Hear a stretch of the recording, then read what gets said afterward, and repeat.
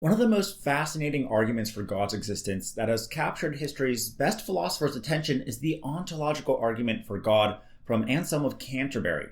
This video will outline the ontological argument, including Anselm's original version and the modernized version by philosopher Alvin Plantinga. And then I'll go over the main criticism of the argument and why the ontological argument doesn't prove God without a reasonable doubt. If you like this video at any point, please consider giving it a thumbs up, as that helps get it ranked in the YouTube algorithm, and if possible, keep the video playing until the end, even if it's on mute and you go to a different video, because the video retention is very important to the algorithm, and it's becoming impossible to get these types of videos ranked over the clickbait type stuff today. Okay, so the thing that makes the ontological argument so interesting is that the argument is purely conceptual, unlike most arguments for God that rely on empirical facts about the world. The basic idea behind it is we can prove God exists from the very definition of God. There are many different types of versions of the ontological argument today, but the original version comes from Anselm of Canterbury, an Italian monk and theologian. Anselm had two different versions of the ontological argument. I'll go over the second version he came up with, as it's been better received by the philosophical community. I'll go over the premises of it and then explain more in detail what it means and how it theoretically proves God's existence. So number one, by definition, God is a being than which none greater can be imagined. Number two, a being that necessarily exists in reality is greater than a being that does not necessarily exist. Number three, thus by definition, if God exists as an idea in the mind but does not necessarily exist in reality, then we can imagine something that is greater than God. Number four, but we cannot imagine something that is greater than God. Number five, thus, if God exists in the mind as an idea, then God necessarily exists in reality. Number six, God exists in the mind as an idea. Number seven, therefore God necessarily exists in reality. First, Anselm gives us his definition of God, which may sound a little confusing at first, but he's simply restating our intuitive understanding of what is meant by the concept of God. God is simply a being in which nothing greater can be conceived. Next, he argues that if something necessarily can exist in reality instead of just existing in your mind, that being is greater than the one only in your mind. For example, take money. It's nice to think of having $10 in my mind, not to miss the bus. But it's even better to have that money in my mind and in my hand so I can necessarily get on the bus to go home.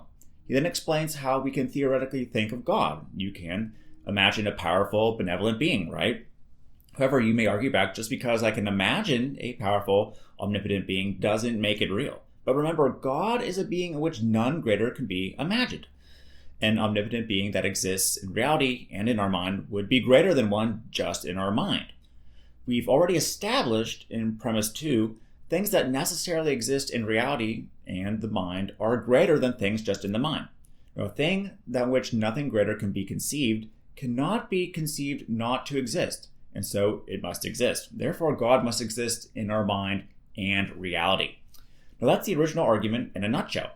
One of the main refutations of the ontological argument came from Immanuel Kant, who pointed out that existence, including a most perfectly necessary being, is something that we can't know from the mere idea itself.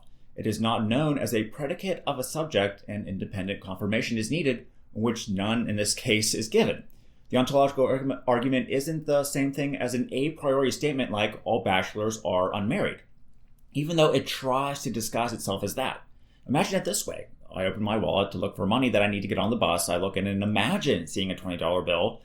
Number two, I open my wallet to look for money that I need to get on the bus. I look in and see a real $20 bill. Situation two, yes, is the greatest, but just thinking about money does not actually add it to my total amount in reality.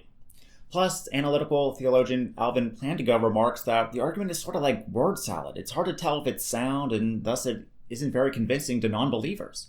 He complains, at first sight, Anselm's argument is remarkably unconvincing, if not downright irritating. It looks too much like a parlor puzzle or word magic.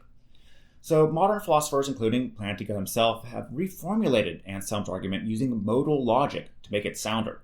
Now, before diving into Plantinga's ontological modal argument, which is considered to be the best ontological argument by many respected philosophers, let's quickly go over what modal logic even is. Now, take the statement, the dinosaurs may still be around if the asteroid missed Earth. It sounds like a true logical statement to make. What exactly makes it true?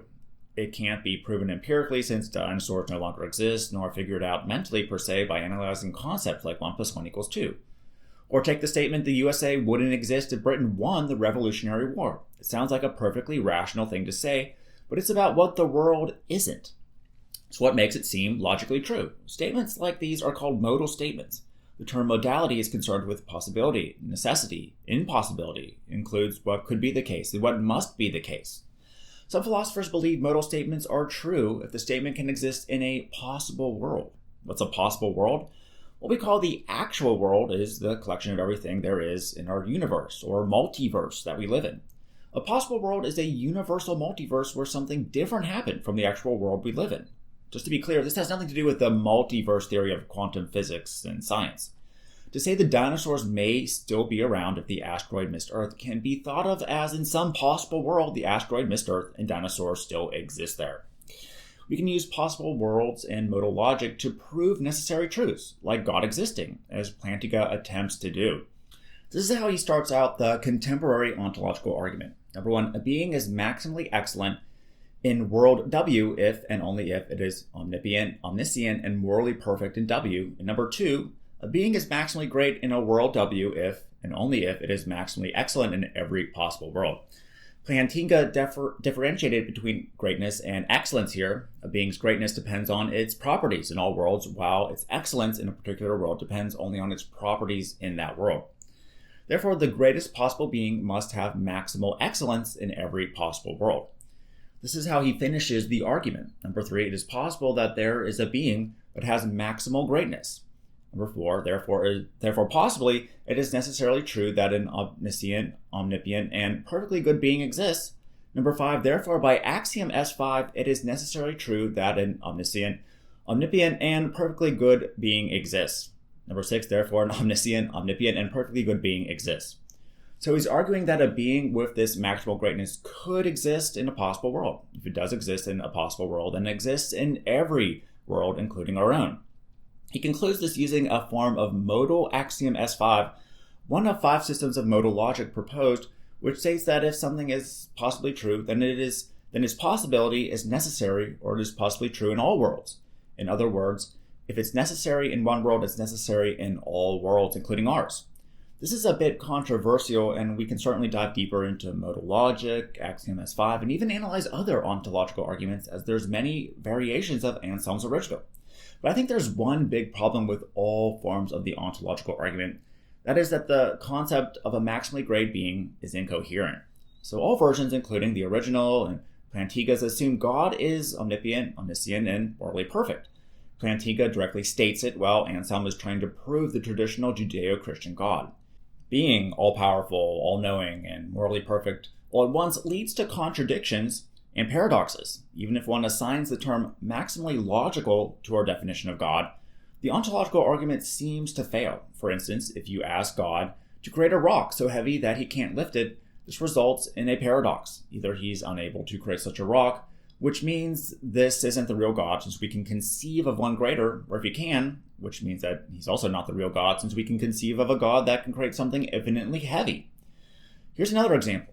Moral perfection entails both being just and merciful. But again, if God is perfectly merciful, we can conceive of a God that dishes out punishment exactly for what someone deserves. This being is perfectly just. Or if we can conceive of a perfectly just being, we can conceive of a perfectly merciful one, thus theoretically a greater being. Philosopher C.D. Broad puts it this way. Let us suppose that there were just 3 positive properties, x, y, and z, that any 2 of them are compatible with each other, but that the presence of any 2 excludes the remaining one.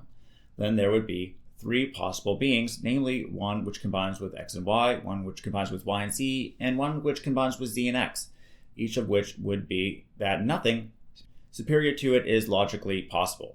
For the only kind of being which would be superior to any of these would be one which had all 3 properties, x, y, and z, and by hypothesis, this combination is logically impossible.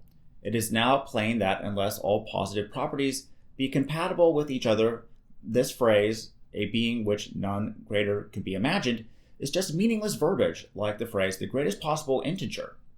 Overall, the ontological argument in all its forms fails because the premises are inadequate to support the conclusion, specifically premise 1. So let me know what you think of the ontological argument and this refutation of it. And if you like the video again, please give it a thumbs up, as it helps it get ranked. And make sure to subscribe for more videos like it using the link in the description. And turn on the notification bell to receive updates when new videos come out. So thanks for watching, and I'll see you in another video coming up.